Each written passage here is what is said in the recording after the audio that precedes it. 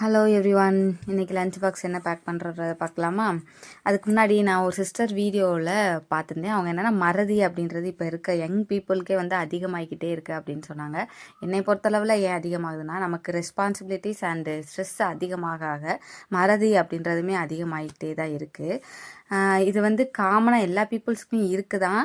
ஆனால் யங் ஏஜில் வர்றதுன்றது ரொம்பவே தப்பான விஷயமாக தான் இருக்குது. நான் ஃப்ரிட்ஜுக்கிட்ட வந்துட்டு என்ன எடுக்க வந்தோம் அப்படின்றத மறக்கிறது, அது மாதிரி சட்டியில் எண்ணெய் ஊற்றிட்டு எண்ணெய் போடுறது அப்படின்றத மறக்கிறதெல்லாம் காமனாக இருக்குது, எனக்குமே இருக்குது.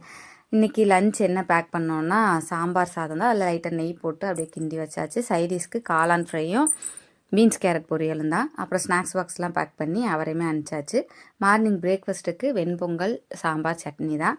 என்னோடய வீடியோ உங்களுக்கு பிடிச்சிருந்துச்சி அப்படின்னா லைக் பண்ணுங்கள், ஷேர் பண்ணுங்கள், கமெண்ட் பண்ணுங்கள். எங்களோட ஃபேமிலியில் நீங்களும் ஒருத்தராக ஜாயின் பண்ணிக்கோங்க. பாய், see you.